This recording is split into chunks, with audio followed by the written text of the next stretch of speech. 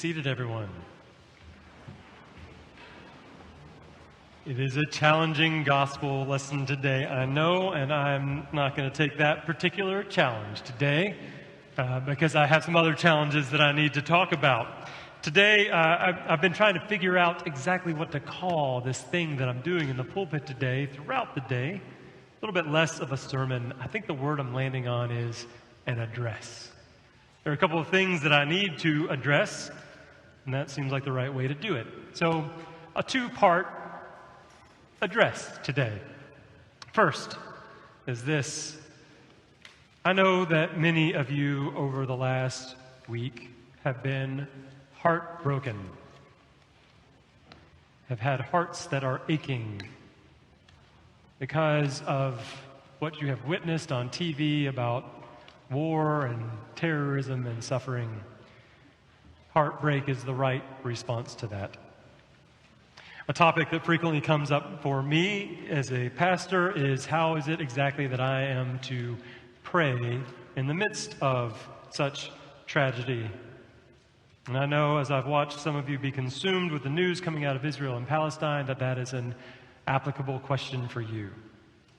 We witness once again the atrocities of terrorism and the horrors also of war.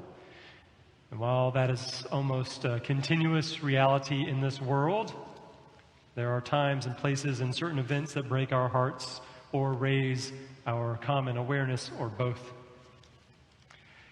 The long-standing conflicts between various ethnic groups and political parties and religious groups in and around Israel are complicated and nuanced, as I'm sure, or at least I hope you know. One of the many bullet points that I would put on the outline for today is this. If you are listening to anyone speak of the conflict in Israel, its war with Hamas, the situation in Gaza, or the West Bank for that matter, and they're not speaking of the complicated and nuanced approach that one must take in reviewing these things, turn that channel off and find yourself another one. Anyone who's been there for any amount of time at all would walk away knowing that this is much too large for one person to understand. That reality notwithstanding, what is easy to understand is that terrorism is an act of evil and rightly breaks our hearts. Our hearts break when we come to terms with humanity's capacity for evil. Our hearts also break when we come to terms with the idea that war and retribution too will provide countless stories of grief and innocent lives lost and stories of pain this week and for generations to come. I want to encourage you, in the midst of all the enormity of that grief, to pray. To let pain and grief and heartbreak move you into a place of prayer, not only with your lips, but in your lives.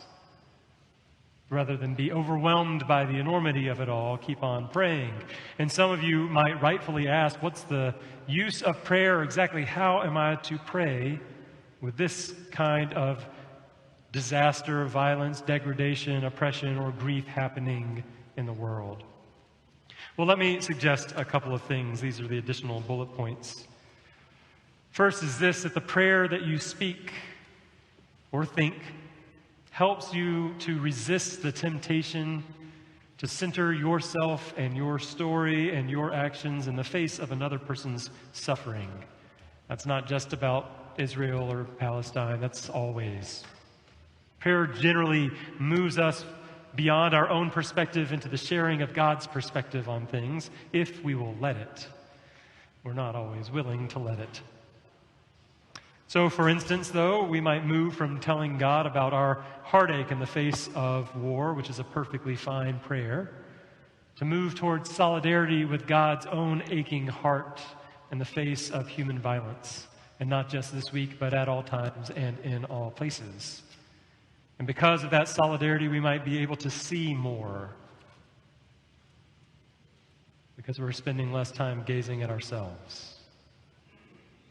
That movement doesn't erase grief or heartache, challenge, But instead, it creates this foundational opportunity to change our hearts, to move us more and more toward being a people of compassion and vessels of love wherever we are and wherever we go.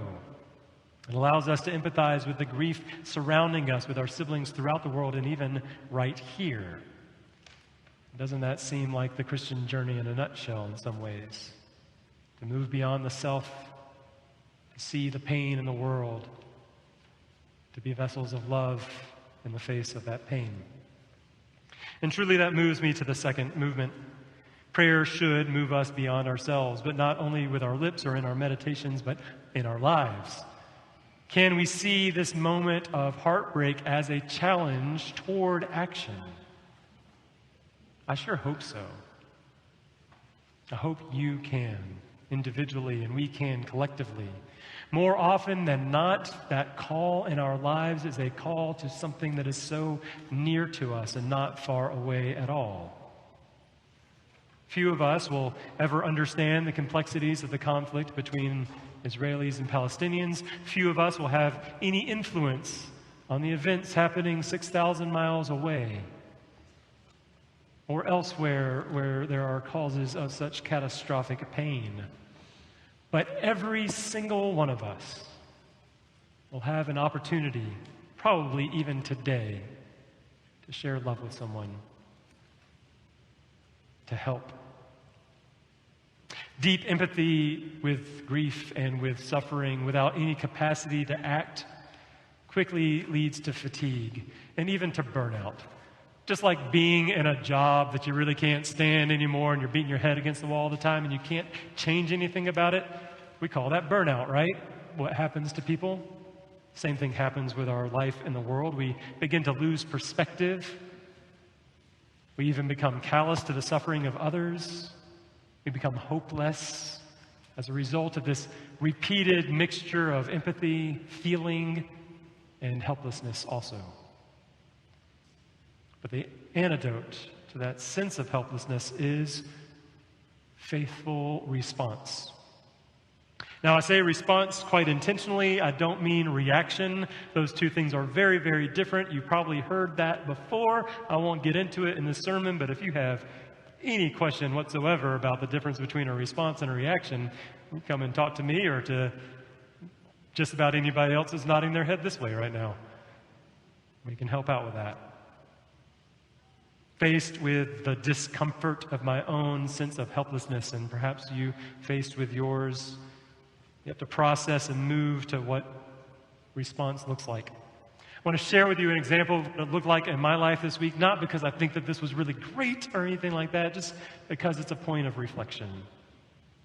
Faced with my own helplessness, I considered the pastoral work facing the rabbis that I know in this community. Some of them I know well.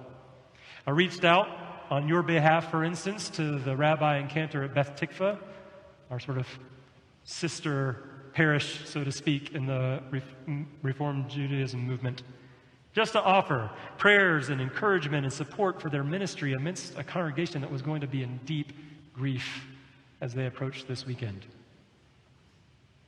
I reached out as I thought about several Israeli and Palestinian families that I know in our area, and I wrote cards to express my grief, mutual grief. I made a donation or two to some nonprofit groups, especially one specializing in promoting or providing emotional healing to those who have been traumatized by violence and terror in Israel. In and of themselves, these actions are small and insignificant and seemingly impotent. They are nothing in comparison to what we have seen on TV or social media and to the grief being expressed. But they have kept my heart open and have kept me from despair. They've led me beyond myself to the service of others, to the sharing of love. They've allowed me to continue in the work of compassionate people everywhere in the world who are seeking after peace, the peace to which God has called us. And for me, that's what faithfulness looked like for the last 7 days. I still believe, naively as it may seem, that the capacity of many faithful people being faithful in small ways like that can make a meaningful difference in the world, in the lives of those who are suffering.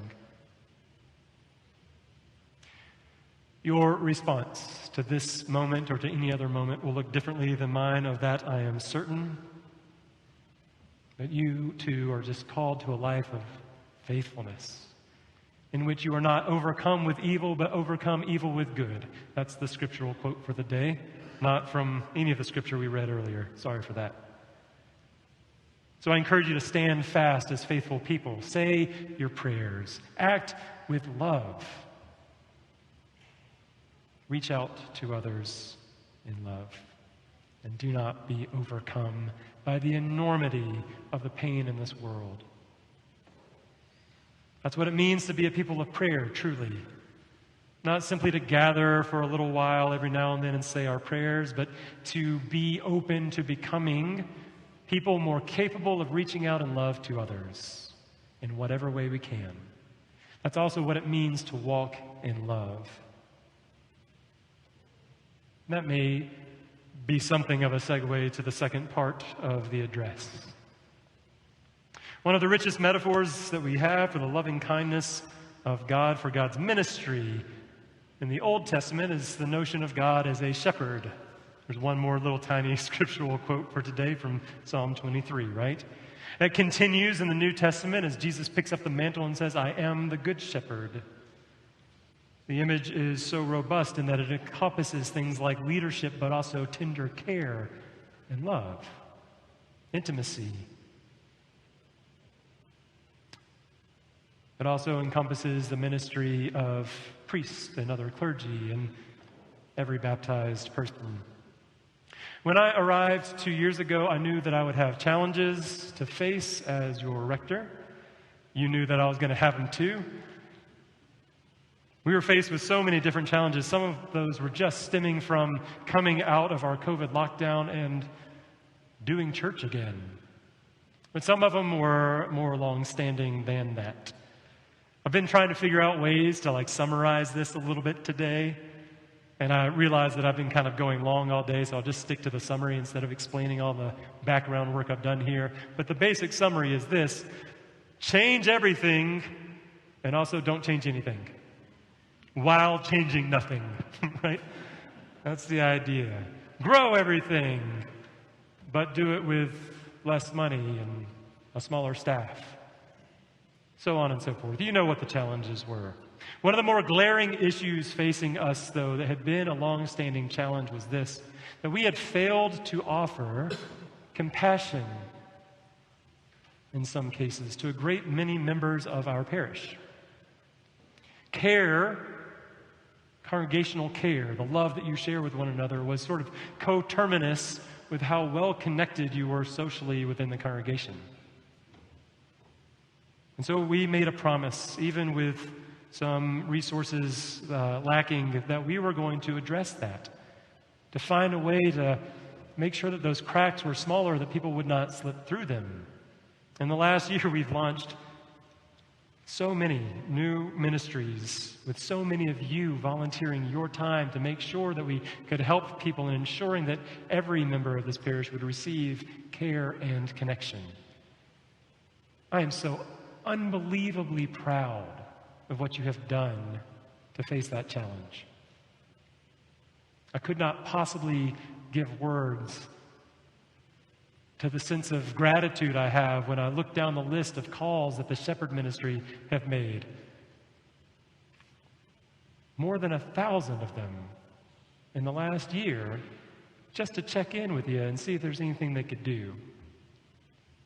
That's a way of shoring up those cracks. I'm so unbelievably proud of the various ministries that have spent one-on-one time with people or formed in small groups to help people suffering in one acute moment. I'm proud.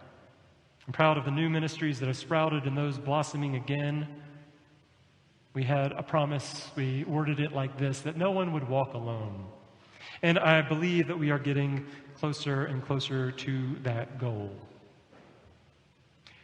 And yet, I know we're still falling short in some important ways. That is, importantly, not at all due to the effort of these lay ministry teams, but due to the configuration of the clergy team and our time. Most specifically, what I'll say to you is that St. David's is, and I know this has been a surprise to people all day, we're a congregation of more than 1,500 souls in more than 600 households. There is no church this size that can adequately address the shepherding call of its clergy through the efforts of one full-time priest. That's also been news to some of you today. You have one full-time priest. That's me, by the way. I'm your full-time priest. Mother Michelle is now part-time. Padre Antonio is also part-time. One serving the English-speaking congregation, the other the Spanish-language congregation. We are so unbelievably gifted by the adjunct and retired clergy that have continued to answer God's call in their life to serve this community. Without Archdeacon Carol, without Anne Elizabeth, we would be in deep water, truly. And many others as well. Still, we are faced with the challenge. And like every challenge, this is an opportunity. An opportunity for growth and response, not just reaction, a chance to adjust things, a chance to figure out, to articulate what our chief most values are and to act from them. We can meet this challenge by changing the demands made on our clergy and their time. In my last 12 years of ministry experience, I would say that's a pretty tough row to plow. So there's another way we can do it too. We can have more clergy available. That's a simple equation, however. I would suggest we might want to lean in that way. And so here's the challenge or the opportunity that I would articulate to you.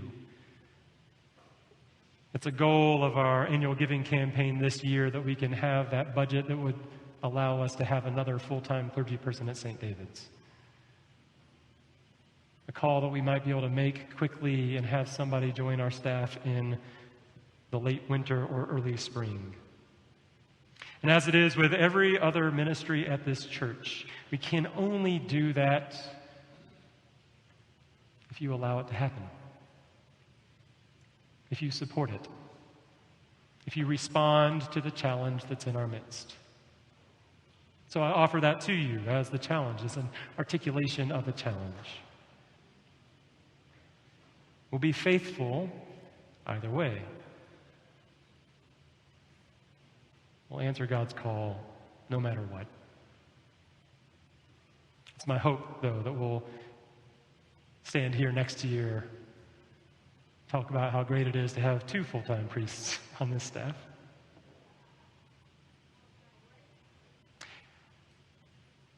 And it's my absolute acknowledgement